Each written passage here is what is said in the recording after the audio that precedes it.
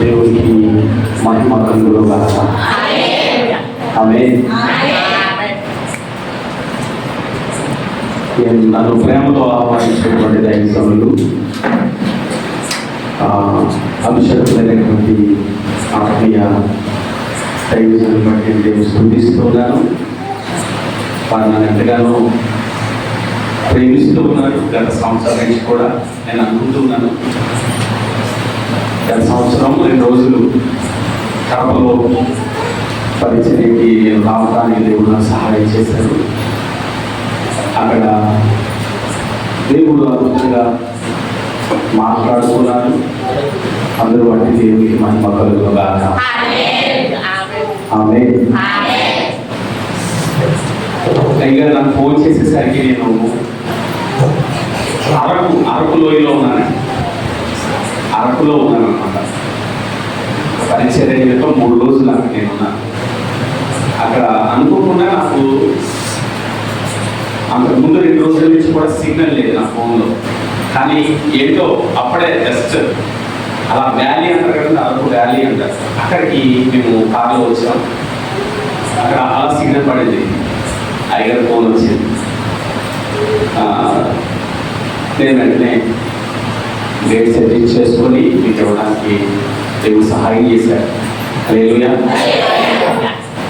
ఈ రాత్రి కాలయాపన చేయకుండా దేవుడు నన్ను బలపరిచి ఏ మాటలైతే మీతో మాట్లాడమని నన్ను ఈ స్థలానికి పంపించారో దానిని మీకు పరిచయం చేసి ఈ స్థలం నుండి వెళ్తాను. ప్రభు చేతులైతే రేపు కూడా ఇక్కడే నేను వస్తాను. రేపు నాకు ఒక ఆలోచన వచ్చింది. ఏంటంటే మిమ్మల్ని అందరూ చూసిన తర్వాత నేను రాసినటువంటి ఒక మంచి పాట ఇక్కడ రిలీజ్ చేద్దాం అనుకుంటున్నాను.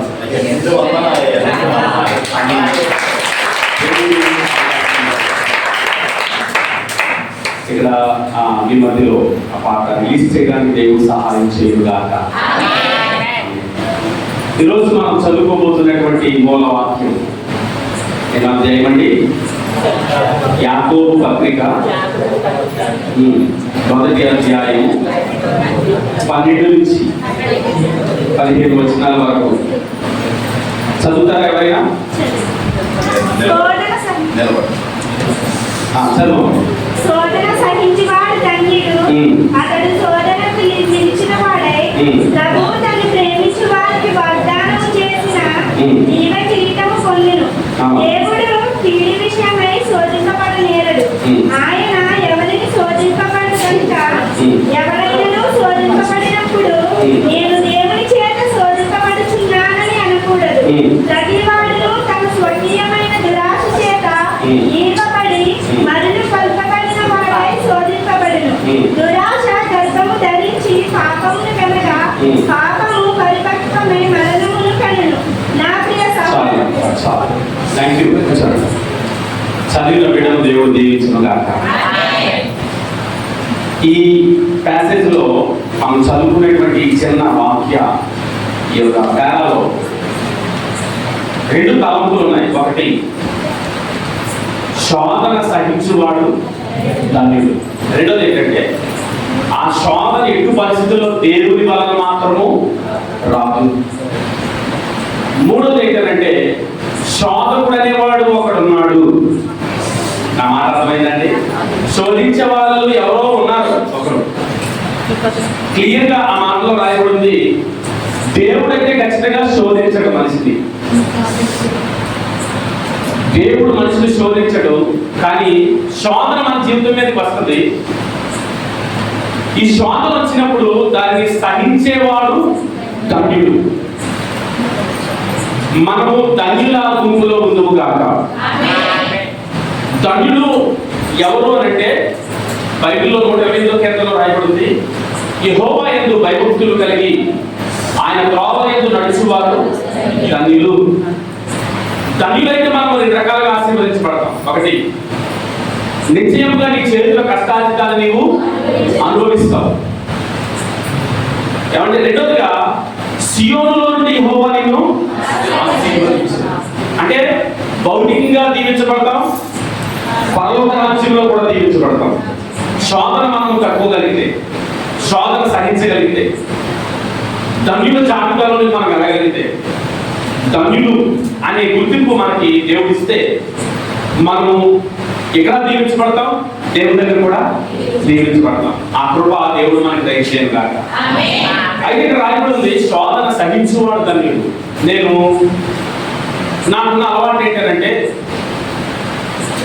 ఏదైనా ఒక వ్యక్తి గురించి కానీ, ఏదైనా ఒక పుస్తకం గురించి కానీ, ఏదైనా ఒక అధ్యాయం గురించి కానీ చెప్పడమే నాకు అలవాటు. పోయిన సంవత్సరం కూడా 2 ప్రసంగాలు చెప్పాను. ఒకటి రూతు గ్రంథం మీద చెప్పాను, రెండోదిగా కొరింథీయులకు రాసిన పత్రికలో చిన్న అధ్యాయాన్ని తీసుకొని చెప్పాను అంతే. కాబట్టి మీకు ఎక్కువ వచనాలు నేనేం చూపించను.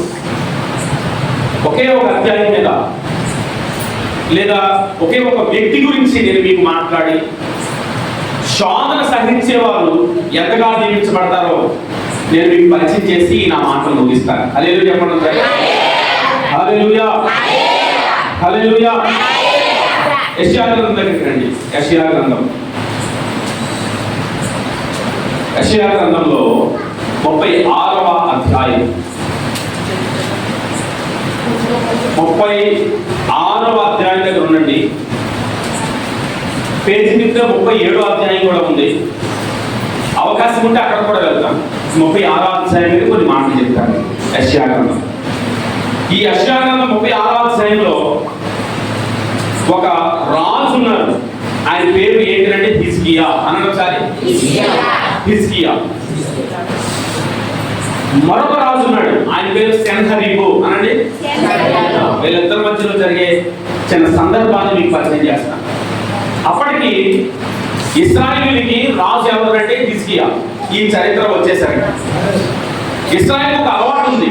ఆ అలవాటు ఏంటంటే, ఇశ్రాయేలీలు కష్టంలో పడినప్పుడు, ఇశ్రాయేలీలు శోధనలో పడినప్పుడు, ఇశ్రాయేలీలు పరిస్థితులు ప్రతికూలంగా ఉన్నప్పుడు వాళ్ళకున్న అలవాటు ఏంటంటే, దేవుని దగ్గరికి వెళ్ళకపోగా, దేవుడిని ఆశ్రయించకపోగా, ఇశ్రాయేల్ దేశానికి ఉన్నటువంటి చుట్టుపక్కల కొన్ని దేశాలు ఉన్నాయి. ఉదాహరణకి ఐగుప్తు అనబడిన దేశం ఉంది. దాని పక్కన పాలస్తీనా అనబడిన మరొక దేశం ఉంది. దాని పక్కన చాలా చిన్న దేశాలు ఉన్నాయన్నమాట. వీళ్ళు ఏం చేస్తారంటే, కష్టం వచ్చినప్పుడు ఒకవేళ ఐగుప్తు దేశం రాజు ఇజ్రాయెల్ దేశం మీదకి దండెత్తుకుని వచ్చాడు అనుకోండి, ఇజ్రాయెల్కు అలవాటు ఏంటంటే ఆ పక్కన ఉన్నటువంటి మరొక దేశం దగ్గరికి వెళ్తారు, సిరియా దేశం దగ్గరికి వెళ్తారు. మాకు మీరు సహాయం చేస్తారా అని అడుగుతారు. సిరియా దేశం ఏం చేస్తారంటే, మీకు సహాయం చేస్తామంటూనే వాళ్ళు ఐగుప్తీయులతో కలుస్తాయి. ఇజ్రాయెల్ మీద 2 దేశాలు కలిపి వస్తాయి.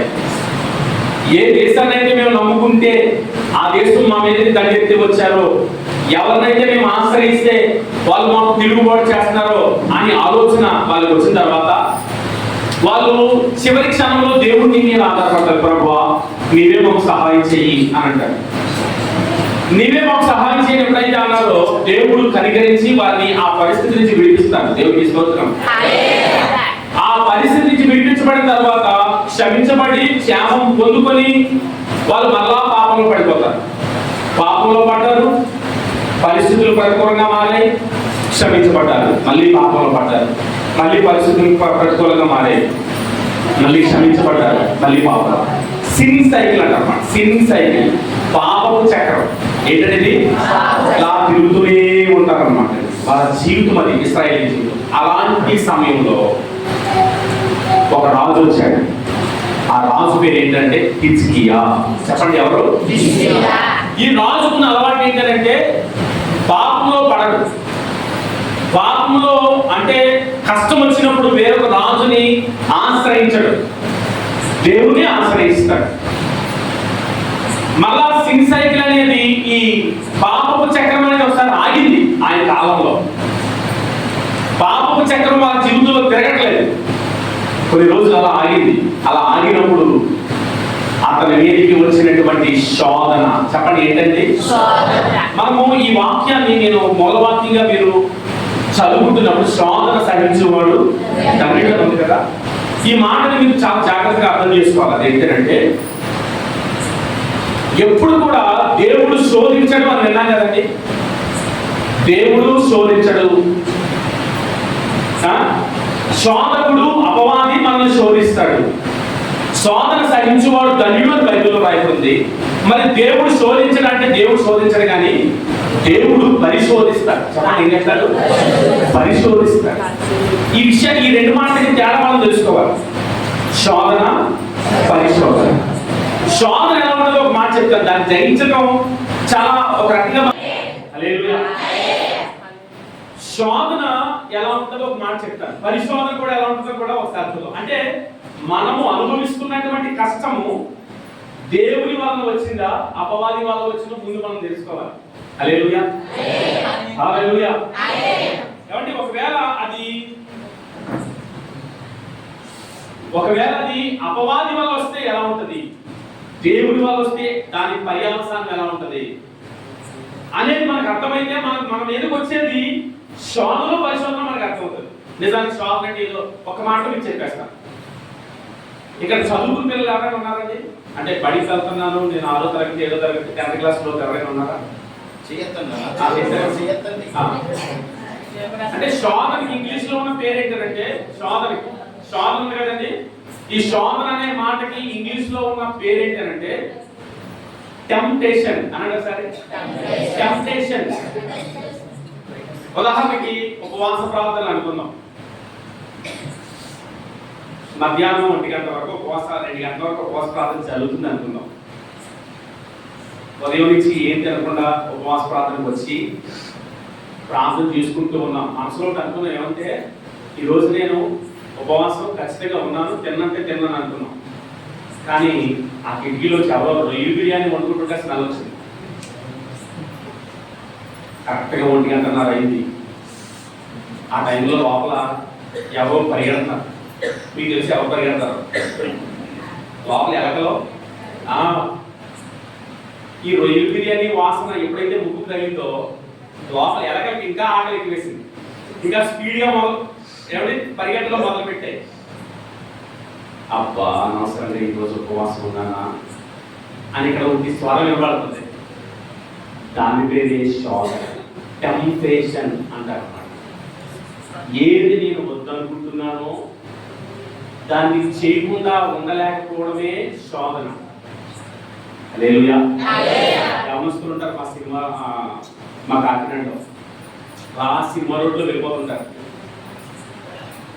అశ్లీలమైన దృశ్యాలు వాల్ పోస్టర్లు అంటించుంటాయి. ఒకసారి అలా కమ్మి పడుతుంది, అబ్బా ఇలాంటివి మనం చూడకూడదని వెళ్ళిపోతారు.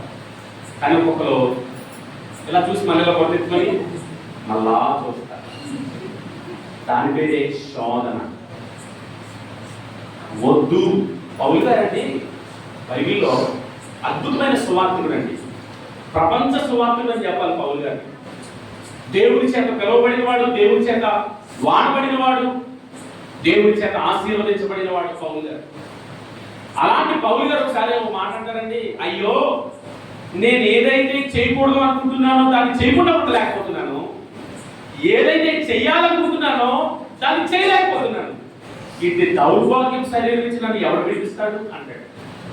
అలాంటి పౌలు గారే శోధన సహించడం కష్టమైపోయిందండి. శోధన సహించేవాడు అంటే నేను అంటాను ప్రియమైన వాళ్ళ, గట్టిగా ప్రార్థన చేసుకుంటే మనం వద్దు అనుకుంటే వద్దంటే చేయకుండా ఉండగలం. అందుకని బైబిల్ రాశాడు శోధన సహించేవాడు ధన్యుడు. మరి పరిశోధన ఎలా ఉంటుందో తెలుసా అండి? పరిశోధన అనేది ఎలా ఉంటుంది అంటే, ఒకసారి అబ్రహాము అనబడినటువంటి ఒక పెద్ద ఆయన దగ్గరికి దేవుడు వచ్చి, అబ్రహామా నేను పరిశోధిద్దాం అనుకుంటున్నాను అని అన్నాడు. ప్రభువా పరిశోధిస్తావా? ఒకసారి పరిశోధించి ఎలా ఉంటుందో చూద్దాం అన్నాడు అబ్రహాం. అయితే నా పరిశోధన ఎలా ఉంటుందో చూపిస్తాను. అబ్రహాము చూడు ఒకసారి అని అన్నాడు. చూపించి ప్రభు అన్నాడు అబ్రహాము దేవుణ్ణి. అప్పుడు అబ్రహాంతో దేవుడు అంటాడు, నా పరిశోధన ఎలా ఉంటుందో చూపిస్తాను చూడే, నీ కుమారుడిని మోరియా పర్వతం మీద తీసుకుని వచ్చి నీ కుమారుడిని బలిగా అర్పించు. అక్కడ రాయబడి ఉన్నది, దేవుడు అబ్రహామును పరిశోధించాను. పరిశోధన దేవుడి దగ్గరికి వస్తుంది, అది కొంచెం కష్టంగా ఉంటుంది. ఆమేన్. హల్లెలూయా.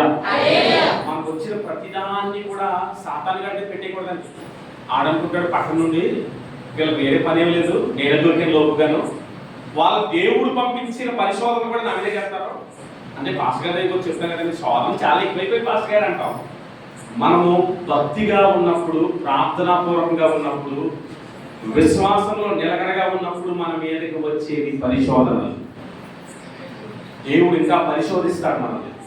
నశించిపోవు సువర్ణము అగ్ని పరీక్ష వలన శుద్ధపరచబడుతున్నది కదా, వాటికంటే అమూల్యమైన మీ విశ్వాసము. మన విశ్వాసాన్ని దేవుడు ఏం చేస్తారంటే పరిశోధిస్తారు. ఆమేన్. ఈ రోజు మనం మాట్లాడుకునేది శోధన. చెప్పండి ఏంటది?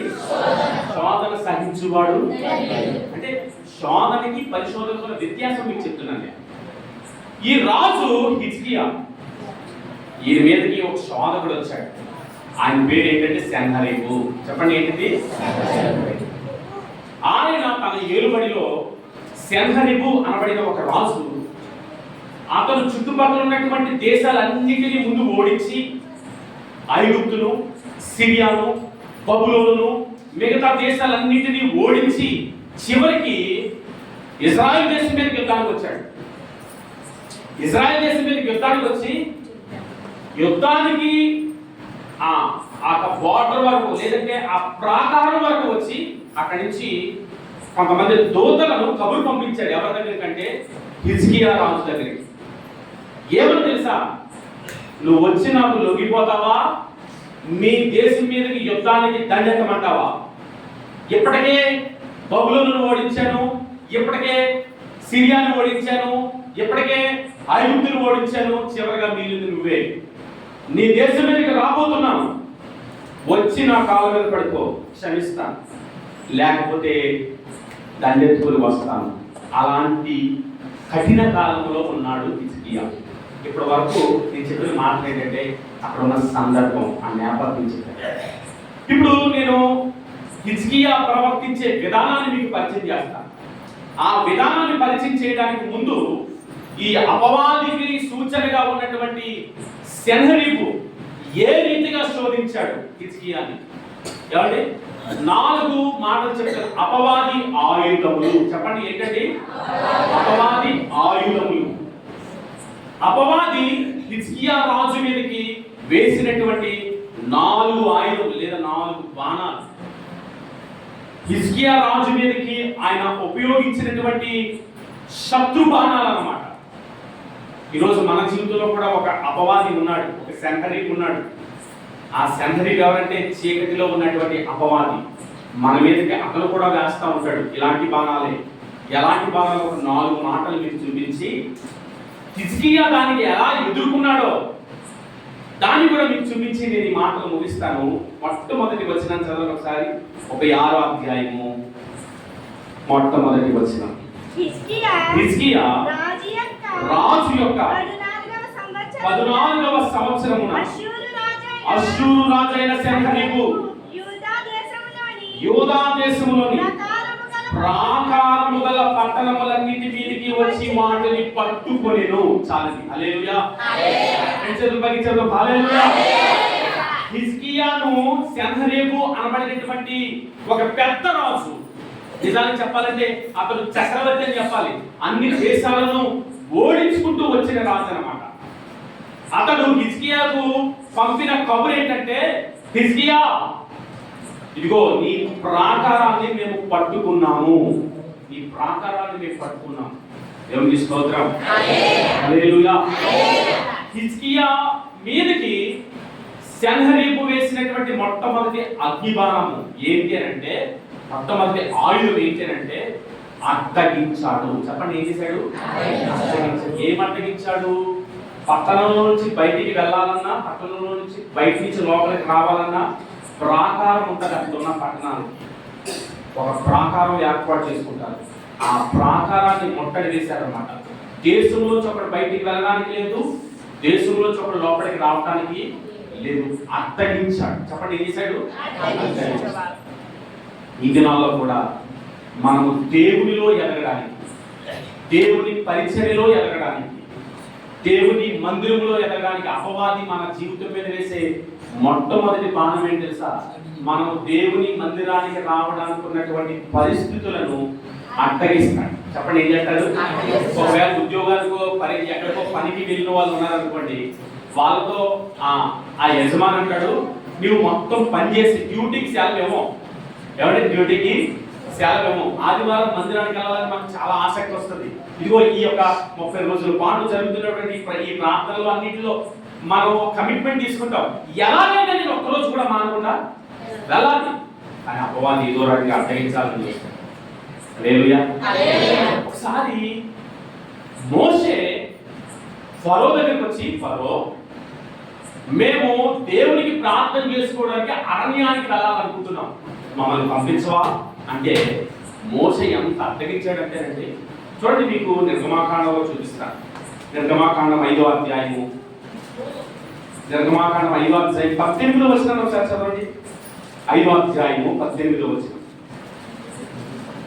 మీరు పొండి పని చేయుడి, మీరు పొండి పని చేయుడి, గట్టి మీకు ఇవ్వబడదు, అయితే లెక్క మీరు అప్పగింపవని తప్పదని చెప్పాను. ఇక్కడ జరిగిన విషయం ఏంటంటే 17వ వచనంలో మీరు అందుకతడు మీరు సోమరులు, అందుచేత మేము వెళ్ళి యెహోవాకి బలి అర్పించుటకు సెలవిమ్మని అడుగుచున్నారు, మీరు వెళ్ళండి, అయితే పని చేసి లెక్క అప్పగించండి. హల్లెలూయా. హల్లెలూయా. నా మాట అర్థమైందండి? అంటే ఈ ఫరో ఇశ్రాయేలుని వెళ్ళమంటున్నాడు. మోషే గట్టిగా బతిమాలితే, మోషే గట్టిగా అడిగితే, మోషే మమ్మల్ని ఎందుకు వెళ్ళము, మా హక్కు ఉంది, మా దేవుడిని మేము ప్రార్థన చేసుకోవడానికి మీరు వెళ్తామంటే మీరు వెళ్ళండి. కానీ ఒక నిర్దేశం ఏం తెలుసా, మీరు ప్రార్థన చేసుకోవడానికి ఎందుకు వెళ్తారంటారో మాకు తెలుసు. ఏంటంటే మీరు స్వాములు పని చేయడానికి బతకం ఎక్కువ మీకు, అందుకనే మేము ప్రార్థనకి వెళ్తాం, మేము దేవుని బలి అర్పించడానికి వెళ్తామని సాగు చెప్తారు. నా మాట వినండి, నేను ఏదైతే పని మీకు చెప్పానో ఇటుకలు తయారు చేయడానికి ఆ మట్టి సమకూర్చుకోవడం కానీ, లేదా గడ్డి సమకూర్చుకోవడం, ఇటుకలు కాల్చడానికి గడ్డి సమకూర్చుకోవడం కానీ నేను మీకు ఇవ్వను, మీరే దాన్ని సమకూర్చుకోండి. నా ఇటుకల లెక్క నాకు కావాలి, నా ఇటుకల లెక్క నాకు అప్పగించి మీరు వెళ్ళండి. హల్లెలూయా. అపవాది అడ్డగించేవాడు. చెప్పండి, అపవాది ఎవరు? ఏం అడ్డగిస్తాడు తెలుసా? ఇగో దేవుని మందిరానికి వెళ్ళాలని ఆలోచన వచ్చినప్పుడు, దేవుడితో సహవాసం చేయాలి అనే పరిస్థితులు వచ్చినప్పుడు ఏదో రకంగా ఇది పూర్తయితేనే వెళ్ళు, ఇది చేస్తేనే వెళ్ళు, ఇది అవగొట్టి వెళ్ళు. ఆమేన్. ఒకవేళ కడపలో ఉందో లేదో కానీ ఆ పరిస్థితి మా కాకినాడలో ఎక్కువండి. మా కాకినాడలో మందిరాలు ఎలాగంటే భర్త భార్య డ్యూటీ చేసుకుంటేనే తప్ప ఇంట్లో గడవదు. పిల్లలు చదివించుకోవాలి, బాగా ఎక్స్పెన్సివ్, పిల్లలకి స్కూల్ ఫీజులు కట్టుకోవాలి, ఉద్యోగాలు చేసుకోవాలి, భర్త ఒక్కడే కష్టపడిపోవడం కష్టమే, భార్య కూడా డ్యూటీకి వెళ్ళాల్సిన పరిస్థితులు వస్తాయి. అలాంటప్పుడు ఆ యజమాని అంటారు, అయ్యా ఆదివారం మమ్మల్ని మందిరానికి పంపించారంటే డ్యూటీ చేసి వెళ్ళు. ఆమేన్. నీ పని నువ్వు అప్పగించి. అపవాది అడ్డగించేవాడు ఎవరండి? ఆయన అడ్డగించేవాడు. చూడండి, ఇంకో వచనంలో కూడా మీకు చూపిస్తాను. అదే నిర్గమకాండము 8వ అధ్యాయం 28వ వచనాన్ని చూడండి, ఏమంటాడు ఆ ఫరో? 8:28. అందుకు ఫరో మీరు అరణ్యములో మీ దేవుడైన యెహోవాకు బలినర్పించుటకు మిమ్మల్ని పోనిచ్చేదను గాని దూరము పోవద్దు. హల్లెలూయా. అంటే అపవాది ఎలా అడ్డగిస్తున్నాడు చూడండి. ఇంకా మోసే అహరోను వదలలేదు, ఫరో మమ్మల్ని పంపించు, లేదా మీ మీద తెగుళ్ళు వస్తాయి. అప్పటికే తెగుళ్ళు మొదలైపోయాయి. ఫరో మీద అప్పటికే నీరు రక్తంగా మారిపోతుంది. ఇంకా చెప్పాలి, కప్పలు వస్తున్నాయి, భయంకరమైన తెగుళ్ళు అతని మీదకి వస్తూ ఉన్నాయి. అయినా అతని హృదయం కఠినంగా ఉంది. మమ్మల్ని పంపించు. బాబు ఇది బాగా తట్టుకోలేకపోతే, రే ఏం కావాలని మీకు మేము వెళ్తాం అన్నారు. మేము వెళ్తాం అంటారు. అయితే వెళ్ళండి, కానీ దూరం పోవద్దు. మందులు కొంచెం దూరంగా అయితే కలవద్దు. ఏమంటాంలే, శాస్త్రం మన మనసుతో మాట్లాడతారు. ఆలస్యమైపోయింది, ఏమంటాంలే, ఏమండి మందిరికి అసలు దూరంగా ఉంది, ఇంకేమంటాంలే, ఈ రోజుకి ఏమంటాంలే. హల్లెలూయా. ఇలాంటి ఆలోచన అపవాది వేసే అడ్డంకులు అన్నమాట. హల్లెలూయా. ఇంకో వచనం కూడా మీకు చాలా నచ్చే వచనం చూపిస్తాను చూడండి. 10వ అధ్యాయం, నిర్గమకాండం 10వ అధ్యాయంలో 7వ వచనం నుంచి ఓ మాట చదవండి. 7వ వచనం నుంచి. అప్పుడు ఫరో సేవకులు అతన్ని చూసి ఎన్నాళ్ళ వరకు వీడు మనకు ఊరిగా నుండును, తమ దేవుడైన యెహోవాను సేవించుటకు ఈ మనుషులను పోనిము, ఐగుప్తు దేశము నశించినదని నీకింకను తెలియదా అని మోషే అహరోనులు ఫరో యొద్దకు మరలా రప్పించబడగా అతడు మీరు వెళ్ళి మీ దేవుడైన యెహోవాను సేవించుడి, అందుకు ఎవరెవరు వెళ్ళుదురని వారిని అడిగాను. అందుకు మోషే మేము యెహోవాను పండుగ ఆచరింపవలెను గనుక మా కుమారులను మా కుమార్తెలను మా మందలను మా పశువులను వెంటబెట్టుకొని మా పిన్న పెద్దలతో కూడా వెళ్ళమనెను. అందుకతడు యెహోవా మీకు తోడయ్యుండునా, నేను మిమ్మును మీ పిల్లలను పోనిచ్చేదనా, ఇదిగో మీరు దురాలోచన గలవారు, పురుషులైన మీరు మాత్రము వెళ్ళి యెహోవాను సేవించుడి. ఆ మాట చదివించండి. అంటే చూడండి, అప్పుడు అడ్డగించేవాడు ఎవరంటే ఫరో. ఇప్పుడు అడ్డగించేవాడు ఎవరండి? అపవాది. చెప్పండి ఎవరు? అపవాది. అప్పుడు ఫరో ఏమంటాడంటే మీరు వెళ్ళండి, తప్పదు కదా, ఇక నేను పంపిస్తున్నాను, మీ విశ్వాసం గెలిచింది, మీరు వెళ్ళండి, మీరు పురుషులు మాత్రమే వెళ్ళండి అని అప్పుడు ఫరో అంటున్నాడు. ఇప్పుడు ఫరో ఏమంటాడు తెలుసండి? మీరు స్త్రీలు మాత్రమే వెళ్ళండి. మీ సంఘంలో పాస్టర్ గారు నేను బాగా పొగుడుతూ ఉన్నాను ఈ విషయంలో. ఎందుకంటే పురుషుల సంఖ్య కాస్త కొంచెం ఎక్కువగానే ఉంది. ఈ దినాల్లో సంఘాల్లో స్త్రీల సంఖ్య ఎక్కువ. ఎందుకు తెలుసా? భర్త ఇంట్లో ఉన్నట్టాడు, నువ్వు వెళ్ళు, నేను రాలేదు. ఏమండి? నువ్వు వెళ్ళు, నేను రాలేదు, నేను టీవీ చూస్తాను, నువ్వు వెళ్ళు. ఒక్కోసారి తల్లిదండ్రులు బయలుదేరి పిల్లలు అంటారు, రే మీరు టీవీ చూడండి, బొమ్మల ఛానల్ పెట్టుకొని చూడండి, మేము మందిరానికి వెళ్ళి వచ్చేస్తాం. వాళ్ళు మీరు ఉన్నంతసేపే బొమ్మల ఛానల్ పెట్టుకుంటారు. ఆ తర్వాత వాళ్ళు ఇష్టం టీవీలో ఏమంటే చూడకూడని విషయాన్ని చూస్తారు. అపవాది కుటుంబాల సహితంగా మందిరానికి రావడానికి ఏదో ఒకటి చేస్తాడు. ఏదో ఒకటి, చిన్నపిల్లవాడు ఉన్నాడు కదా, నేను వెళ్ళలే, మీరు వెళ్ళండి అని భార్య భర్తతో అంటారు. చిన్నపిల్ల నేను అంటాను ప్రియమైన వాళ్ళ కుటుంబంగా చిన్నపిల్లలతో అందరితో దేవుడి మందిరానికి మనం వచ్చేదముగా కోసం అంటాడు, నేను నా ఇంటి వారు ఆమేన్. హల్లెలూయా. శోధన సహించువాడు తండ్రి మన అడ్డంకులన్నీ యేసు నామములో జయించుదుముగాక. సెన్హెరీబు అనబడినటువంటి శోధకుడు హిజ్కియా అనబడినటువంటి రాజుకి మొట్టమొదటిగా ఏ బాణం వేశాడంటే అడ్డగించాడు. చెప్పండి, ఏం చేశాడు?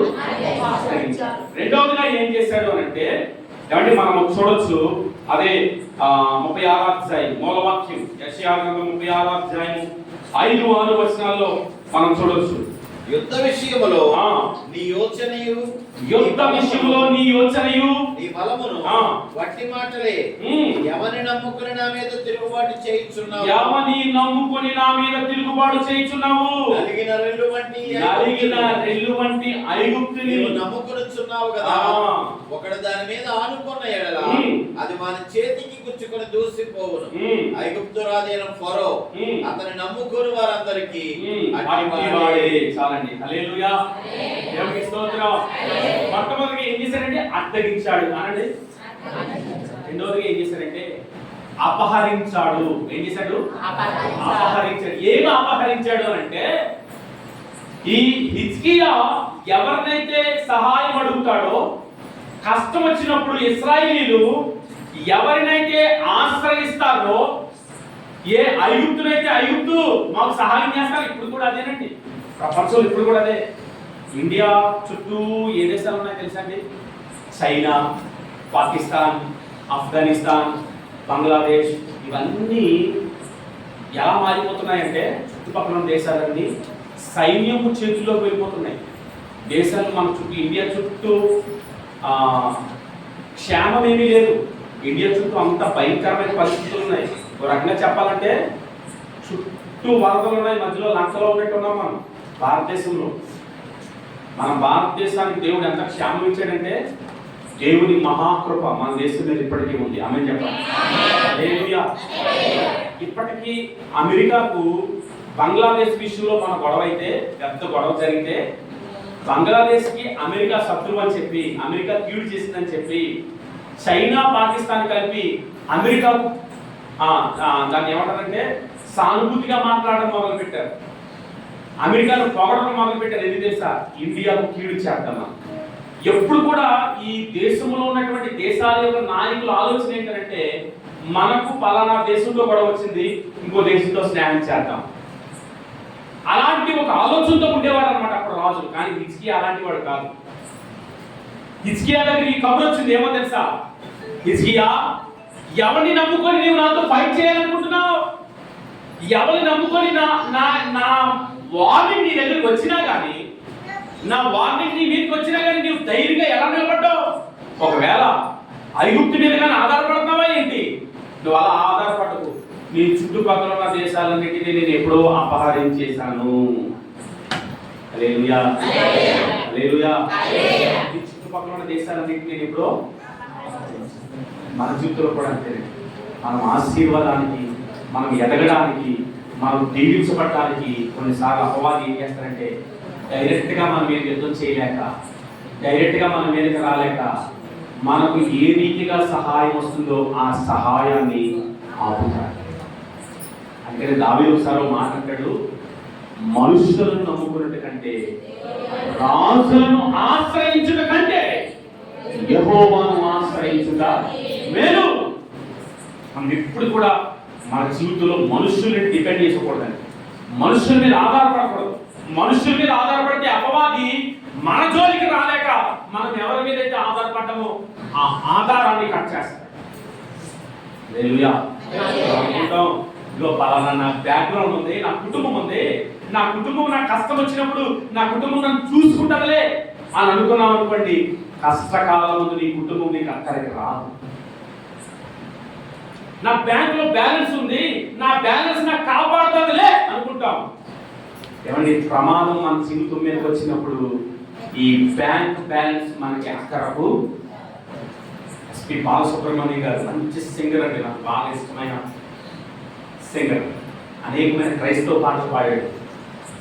ఆయనకు కరోనా వచ్చింది తెలుసండి.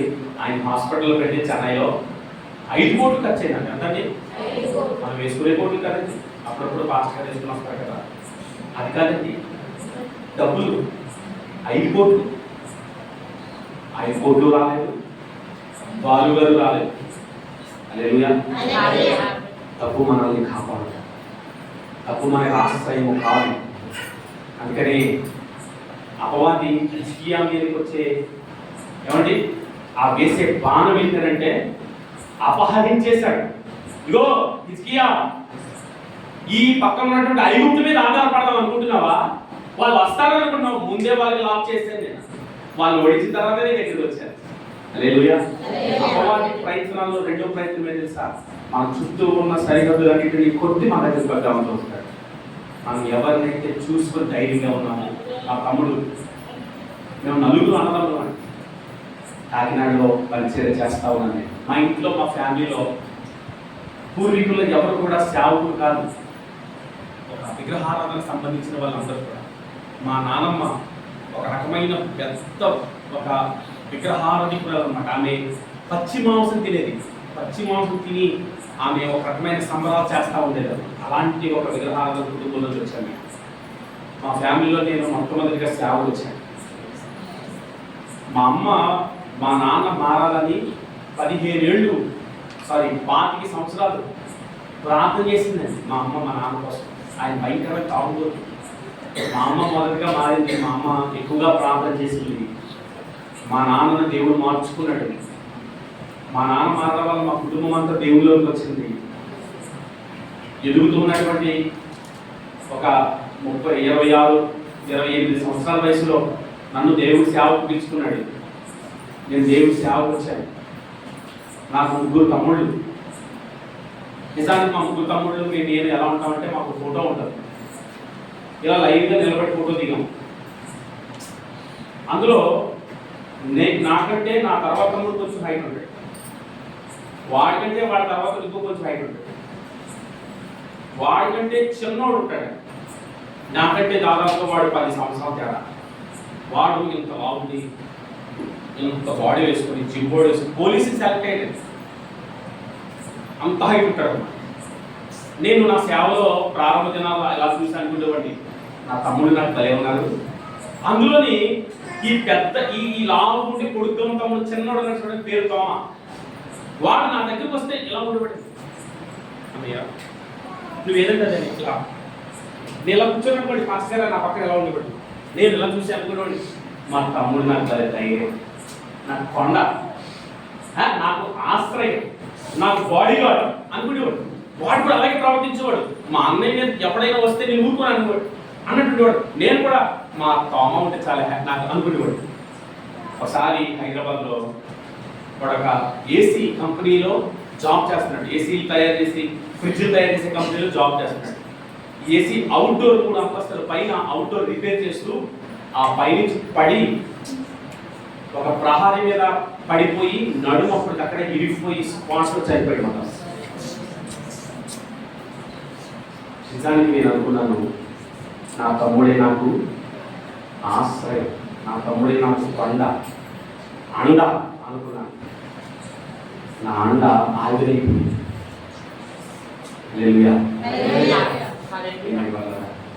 మనుషుల మీద మనం ఇప్పుడు కూడా హిజ్కియా ఏంటి ఐగుప్తుని నమ్ముకున్నావా? ఐగుప్తుని నేను ఎప్పుడే అపహరించేశాను, ఇది దిక్కు లేదు. రెండవ బాణం, మూడవ బాణం చెప్తాను. మొట్టమొదటి ఏం చేశాడు? అత్తగించాడు. రెండవదిగా అపహరించాడు. మూడవదిగా ఏం చేశాడంటే అసూయ చూపించాడు. 2 బాణాలు వేసినా కానీ ఈ హిజ్కియా సమాధానం చెప్పలేదు. నేను లొంగిపోతాను అనలేదు, నేను ఇంకా నీకు లోబడిపోతాననే మాట చెప్పలేదు. చెప్పకపోయేసరికి ఏమంటున్నాడో ఒకసారి ఆ 36వ అధ్యాయంలో 7-8 వచనాలు చదవండి ఒకసారి. 7-8 వచనాలు. మా దేవుడైన యెహోవాను మేము నమ్ముకొనుచున్నామని మీరు నాతో చెప్పెదరేమో సరే యెరూషలేమునందున్న ఈ బలిపీఠమునందు మాత్రమే మీరు నమస్కారం చేయవలెనని యూదా వారికి యెరూషలేము వారికి ఆజ్ఞ ఇచ్చి హిజ్కియా ఎవరి ఉన్నత స్థలములను బలిపీఠములను పడగొట్టెను ఆయనే కదా యెహోవా. చాలండి. హల్లెలూయా హల్లెలూయా. ఆఖరికి ఏమంటున్నాడంటే, ఓకే మీరు ఐగుప్తు మీద కూడా ఆధారపడలేదా? ఐగుప్తుని కూడా మేము లోపరుచుకున్నాం కదా. ఒకవేళ మా దేవుడే మమ్మల్ని రక్షిస్తాడని ధైర్యంగా ఉన్నావేమో. హిజ్కియా మీ మీదకి మమ్మల్ని పంపించిందే మీ దేవుడు అన్నట్టుగా, మీ దేవుడి సెలవు లేకుండానే మీ మీదకి మేము వచ్చేసామనుకుంటారా? మీ దేవుడు సహాయము చెయ్యడు, మీ దేవుడి వల్ల మీకు ఏ సహాయము కలగదు. అంటే ఉదాహరణకి ఇలా చెప్తాను, మనము ప్రియమైన వాళ్ళరా ఇంకా నా దేవుడి మీద నేను ఆధారపడతాను, నా దేవుడే నాకు సమస్తము, ఎలాంటి కష్టంలో కూడా నా దేవుడే నాకు చేస్తాడు అనుకునేసరికి దావీదుతో అన్నారంట, కష్టం వచ్చినప్పుడు నీ దేవుడు ఏమాయను, నీ దేవుడు కొన్నిసార్లు అంటారు. ఒకసారి బైబిల్లోనే చిన్న సన్నివేశం జరిగింది. యేసుక్రీస్తు ఒక ఫ్యామిలీని చాలా బాగా ఇష్టపడేవాడు. యేసుక్రీస్తు ఒక ఫ్యామిలీని చాలా ఎక్కువ ఇష్టపడేవాడు. ఆ ఫ్యామిలీలో ముగ్గురు మార్తా, మరియా, లాజరు. యేసుక్రీస్తు పరిచయ నిమిత్తము ఎక్కడికో దూరంగా వెళ్ళారు. ఈలోపు ప్రియమైన వాళ్ళ లాజరుకి కాస్త బలహీనం వచ్చింది. ఎవరో కబురు పంపించారు యేసుక్రీస్తు వారి దగ్గరికి, యేసు నీవు బాగా ప్రేమించే లాజరు ఉన్నాడు కదా, ఎప్పుడు వాళ్ళ ఇంటికి వెళ్ళి నీకు పరిచయం చేస్తాడు. ఆయనకంట జ్వరం వచ్చిందంట, అది టైఫాయిడ్ ఏంటది ఇప్పుడు ఉన్నాయి కదా, అప్పుడు అవన్నీ ఏమంటే విష జ్వరాలు అనమాట. ఇప్పుడు అన్ని కూడా ఆయనకి భయంకరమైన విష జ్వరం వచ్చింది. నేను అర్జెంటుగా రమ్మంటారు, నువ్వు ప్రార్థన చేస్తే అద్భుతం జరుగుతుందని వాళ్ళు నమ్ముతున్నారు.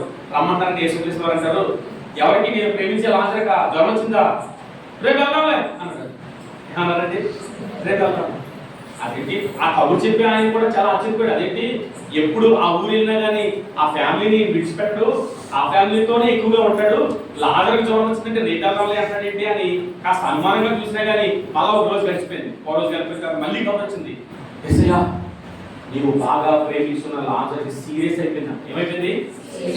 జ్వరం బాగా ఎక్కువైపోయింది, సీరియస్ అయిపోయింది. రమ్మన్నారా అంటే సీరియస్ అయిపోయిందా? రేపు వెళ్ళాలి అన్న. యేసుక్రీస్తు అదే వెళ్దామంటే అంటారేంటి ప్రభా, నువ్వు బాగా ప్రేమ, నేను చెప్తున్నా కదా రేపు వెళ్దాం అని అంటే ఆ కబురు తెచ్చిన ఆయన డోర్ మూసేసాడు.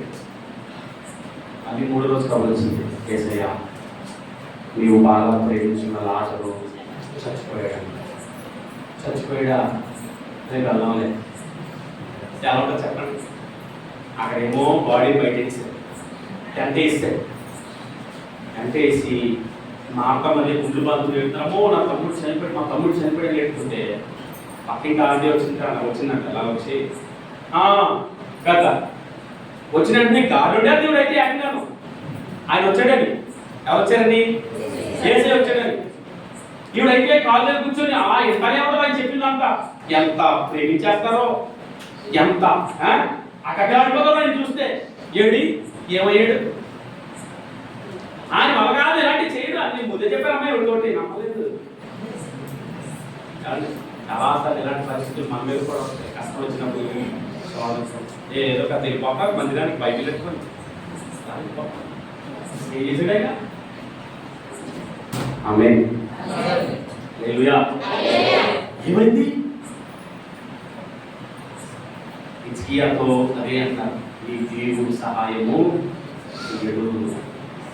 అవమానం చేస్తారు, అవమానం చూపిస్తున్నారు. యేసుక్రీస్తు వచ్చాడు, సమాధిలో ఉన్న లాజరును పిలిచాడు, లాజరు తిరిగి బ్రతికాడు. ఆమేన్ చెప్పండి. హల్లెలూయా, హల్లెలూయా. తగిన సమయంలో మన దేవుడు హెచ్చించే దేవుడు. ఎప్పుడు మనల్ని దీవించాలో, ఎప్పుడు మనల్ని ఆశీర్వదించాలో ఆయన చేతిలో ఉంది. ఆయన సమస్తాన్ని చేయగలరు. ఆమేన్ చెప్పండి. హిజ్కియా దగ్గరికి వచ్చి అందరూ ఈ రకంగా చెప్పాలంటే సెంటరీకి పంపించిన దోతులు అంటారు, మీ దేవుని వల్ల సహాయం కలుగుతుంది అనుకుంటున్నారేమో. చాలా అవమానం చేస్తున్నారండి. ఈ సర్వశక్తుడైన దేవుడిని అవమానం చేస్తున్నారు. దేవుని నమ్ముకునే ప్రజలను అవమానం చేస్తున్నారు. చివరిగా ఏ బాధ చేశారు తెలుసా? చివరిగా అసూయ చూపించారు. ఏం చేశారండి? అసూయ చూపించారు. దేవునికి స్తోత్రం. హల్లెలూయా, హల్లెలూయా. అసూయ చూపించారు. ఏమని అసూయ చూపించారు? ప్రియమైన వాళ్ళరా, ఇక్కడ రాయబడి ఉంది, మనము చదవచ్చు. 36వ అధ్యాయం 11వ వచనం నుంచి చదవండి ఒకసారి. 11వ వచనం నుండి. ఎలియాకీము, షెబ్నా, యోనాహు అనువారు చిత్తగించుము, నీ దాసులమైన మాకు సిరియా భాష తెలియను గనుక వారితో దానితో మాట్లాడు. ప్రాకారము మీద ఉన్న ప్రజల వినికిడిలో యూదుల భాషతో మాట్లాడుమని రబ్షాకేతో అనగా, రబ్షాకే ఈ మాటలు చెప్పుటకై నా యజమానుడు నీ యజమానుని యొద్దకును నీ యొద్దకును నన్ను పంపెనా, తమ మలమును తిన్నట్లును తమ మూత్రమును త్రాగునట్లును మీతో కూడా ప్రాకారము మీద ఉన్న వారి యొద్దకును నన్ను పంపెను కదా అని చెప్పి గొప్ప శబ్దముతో యూదా భాషతో మాట్లాడాను. మహారాజైన అష్షూరు రాజు సెలవిచ్చిన మాటలు వినుడి. రాజు సెలవిచ్చినదేమనగా, హిజ్కియా చేత మోసపోకండి, మిమ్మును విడిపింపశక్తివానికి చాలదు. ఆఖరికి అద్దగించిన తట్టుకున్నాడు, అపహరించిన అవమానించిన తట్టుకున్నాడు. ఇదంతా తట్టుకుంటూ ఉంటే, శోధన సహిస్తూ ఉంటే అపవాది గారికి మండిపోయింది. హల్లెలూయా. యోబుని చూడండి, పిల్లలు చనిపోయినా తట్టుకున్నాడు, ఆస్తులు కోల్పోయినా, ఇంకా చెప్పాలంటే ఆ వ్యాపారం పొలాలు అన్ని కాలిపోయినా తట్టుకున్నాడు. అపవాదికి మండిపోతుంది అన్నమాట ఇలాంటివి మనం తట్టుకుంటున్నప్పుడు. హల్లెలూయా. ఏమండి, హిజ్కియా మీద ఏం చేస్తున్నాడంటే అసూయ చూపిస్తున్నాడు. ఏంటి తెలుసు అసూయ? ఇంకా ఈ ప్రజల ముందు పెట్టేస్తాడు అనమాట ఈ హిజ్కియాని. ఏమనంటే అక్కడ వాళ్ళు అంటున్నారు, వాళ్ళు యోధా భాషలో మాట్లాడతారు. ఓయ్ ప్రజలారా వినండి, ఇక్కడ మిమ్మల్ని రక్షించడానికి హిజ్కియా సరిపోడు. హిజ్కియా మీరు ఏదో అతను మిమ్మల్ని కాపాడేస్తాడు అని అనుకుంటున్నారేమో. మా చేతిలోంచి మిమ్మల్ని కాపాడడం అతని వల్ల కాదు అంటున్నారు. అక్కడ ఉన్న వాళ్ళు హిజ్కియా తరపు వాళ్ళు కొంతమంది అన్నారు, మీరు అలా మాట్లాడకండి, మాకు మీ సిరియా భాష తెలుసు, మాకు మీ సిరియా భాష తెలుసు, మేము సిరియా భాషలో మాట్లాడతాం, అనవసరంగా మా జనానికి వినబడినట్లుగా ఎందుకు యోగా భాషలో మాట్లాడతారు, మీరు అలా మాట్లాడకండి, మీరు ఏ మాట్లాడుతారో మాతో మాట్లాడి మీ సమాధానం చెప్పడానికి మీరు రెడీగా ఉన్నాం, అంతేగాని మా ప్రజలను భయపెట్టే ప్రయత్నాలు మీరు చేయకండి అని అంటే వాళ్ళు వెళ్ళదండి. వినకుండా ప్రజలారా వినండి, ఇదిగో మీ రాజు అయినటువంటి హిజ్కియా మిమ్మల్ని ఏదైనా రక్షించేస్తాడేమో మీరు భ్రమపడవద్దు, ఆయన మిమ్మల్ని రక్షించడం వల్ల కాదు, మిమ్మల్ని మోసం చేస్తున్నాడు, అసూయతో మాట్లాడుతున్నాడు, మిమ్మల్ని మోసం చేస్తున్నాడు. ఫాస్ట్గా చెప్తుంటారు అప్పుడప్పుడు కష్టంలో నష్టంలో, అమ్మా మీరు భయపడకండి, మన దేవుడు ఉన్నాడు, ఆమె మనం ప్రార్థన చేద్దాం, మనము దేవుని మీద ఆధారపడదాం, మీరు అలాంటి చిన్న చిన్న శోధనలకు సోలిపోకండి, మన దేవుడు సర్వశక్తిమంతుడు, మన దేవుడు ఏదైనా సాధ్యం అని పాస్టర్ గారు ధైర్యంతో చెప్పినప్పుడు అపవాదంటాడు, పాస్టర్ గారు ఎప్పుడు ఎలాగే చెప్తారు, పాస్టర్ గారికి పని ఏంటి, పాస్టర్ గారికి మనము మందిరానికి వెళ్తే చాలు ఆయన అలాగే బాగుంటుందని చెప్పేస్తాడు, ఆయన మాటలు వినొద్దు, ఆయన మాటలు పట్టించుకోవద్దు అని అపవాది మన చెవులో అవిశ్వాసం రూపంలో చెప్తా ఉంటాడు అన్నమాట. ఇక్కడ శంకర్ ఏమంటున్నాడు, హిజ్కియా మాటలు మీరు వినొద్దు, హిజ్కియా మిమ్మల్ని ఏం చేస్తున్నాడు, మోసం చేస్తున్నాడు. హల్లెలూయా. మన దేవుడు మోసం చేసేవాడు కాదండి, మన దేవుడు నమ్మించి మోసం చేసేవాడు మోసగాడు కాదు మన దేవుడు. మన దేవుడు ఎవరు తెలుసా, ప్రియమైనవారా, మాట ఇచ్చి నెరవేర్చినవాడు. ఆయన అద్భుతము చేస్తాడంటే చేస్తాడంతే, ఆయన ఒక మనిషిని స్వస్థపరుస్తాడు అంటే స్వస్థపరుస్తాడంతే. ఆమేన్. హల్లెలూయా. హల్లెలూయా. చూడండి, నేను ముగింపులోకి వెళ్తున్నాను. 4 బాణాలు అతని మీదకి అలా వచ్చాయి. ఎవరి మీదకి? ఇప్పుడు ఈ 4 బాణాలకి ఆయన ఎలా స్పందించాడు, ఎలా దాన్ని తిప్పికొట్టాడు అనేది ఒక 4 తలతో చెప్పి త్వరగా నేను ముగించేస్తాను. దేవుడు మనతో మాట్లాడును గాక. హల్లెలూయా.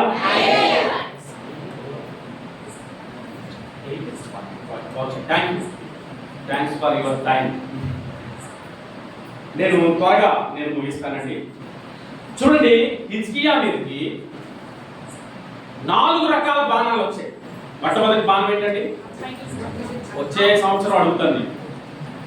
ఎప్పుడండి? నేను ఈ నెలలో బహుశా 19-20 అనుకుంటాను, కడప రాబోతున్నాను.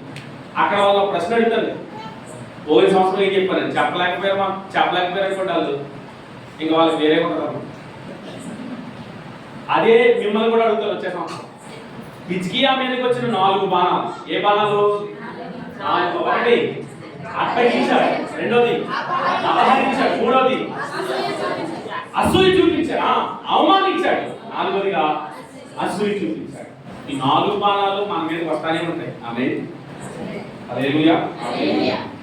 ఈ 4 బాణాలు కూడా మన మీదకి వస్తానే ఉంటాయి. అప్పగించే వాళ్ళు లేకపోలేదా? మనం బాగుపడదామంటే వచ్చుకోలేదు ఎంతమంది? ఏమండి, మనకున్న అవకాశాన్ని మన దగ్గరికి రాకుండా అపహరించేవారు ఎంతమంది? మనల్ని అవమానించేవారు ఎంతమంది? మన మీద అసూయ చూపించేవారు ఎంతమంది? ఇవన్నీ మన జీవితంలో ఎదురవుతాయి. హల్లెలూయా. హిజ్కియా రాజు నేర్పిస్తున్నాడు. 17వ అధ్యాయం చాలా క్లుప్తంగా నేను ముగిస్తాను. మరొక 4 తలంపులు చెప్తాను. ఈ సమయంలో ఏం చేశాడు హిజ్కియా అనేది నేను మీకు పరిచయం చేస్తాను. చూడండి, 17వ అధ్యాయం మొదటి వచనం.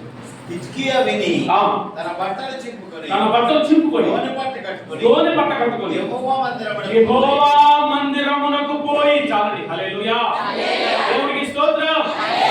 అయ్యా రాజా హిజ్కియా, ఎక్కడున్నావు? నేను మందిరానికి వెళ్ళిపోయాను. అదేంటండి, మందిరానికి ఎందుకు వెళ్ళిపోతారు మీరు? ఇప్పుడు ఏం జరుగుతుంది? ఓ పక్కనేమో అదేంటి ఐగుప్తు ఓడిపోయింది, బబులోను ఓడిపోయింది, ఈ సిరియా రాజు అనేటువంటి సెనహరీబు మన మీద దండెత్తుకుని వచ్చేసాడు, ప్రాకారాన్ని ముట్టడి వేసేసాడు, కబుర్ల మీద కబుర్లు వస్తున్నాయి లొంగిపోమని. ఈ టైంలో ఎక్కడ ఉండాలి? సైన్యంతో ఉండి డిస్కస్ చేయాలి. ఏంటి, ఎలా ఓడిద్దాం, లొంగిపోదామా, ఆస్ట్రేలియాలో పంపిద్దామా, ఏమన్నా బేరం కాలబేరానికి వెళ్దామా, లేదంటే తిరిగి యుద్ధం చేస్తామా అనే డిస్కషన్లో ఉండాలి. హల్లెలూయా. రాజు అక్కడెక్కడ ఉండాలి? ఎక్కడ ఉండాలి?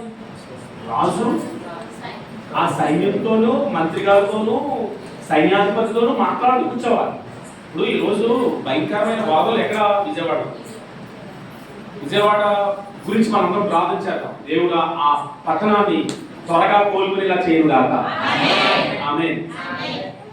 ఇప్పుడు సీఎం మన ముఖ్యమంత్రి గారు ఎక్కడుంటారు? బోర్డు మీటింగ్ లో ఉంటారు. ఎక్కడ? ఈ విజయవాడ ఎలా రక్షించాలి, ఆ ప్రకాశం బ్యారేజ్ కూలిపోకుండా ఏం చేయాలి, ఏమండి, ఇంకా ఆ పట్టణాన్ని త్వరగా రెస్క్యూ ఎలా చేయాలి, ఎవరికి ప్రాణ నష్టం జరగకుండా ఎలా చూడాలి. ఆఖరికి అయితే ఏకంగా బొర్రలో కూడా వెళ్ళిపోయారు సీఎం గారు, నడుచుకుంటూ వెళ్ళిపోయారు ఆయన. అంటే ఆ ప్రయత్నాల్లో ఉండాలి హిజ్కియా. కానీ హిజ్కియా ఎక్కడున్నావయ్యా అంటే, నేను దేవుని మందిరానికి వెళ్ళిపోయాను. నేను మనుషుల్ని ఆశ్రయిస్తే నాకు సహాయం రాదని సంగతి నాకు, నేను దేవుని ఆశ్రయిస్తాను. ఆమేన్. హల్లెలూయా. మొట్టమొదటిగా ఏం చేశాడంటే ఆశ్రయించాడు. చెప్పండి, ఏం చేశాడు? తెలుసు కదండి, తెలీదన్నా సరే అలా తెలియదన్నా, చదువుకు బడికి వెళ్ళడం కూడా అలా తెలుసు.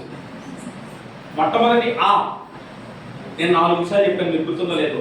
అడ్డగించాడు, అపహరించాడు, అవమానపరిచాడు, 3 ఆలే కదా, 4 కూడా ఆలే. ఇప్పుడు 4 ఆలు చెప్తారు. ఫస్ట్ అయిపోయింది. ఇప్పుడు 2 మొట్టమొదటిగా ఏం చేశాడంటే ఆశ్రయించాడు. ఆమేన్.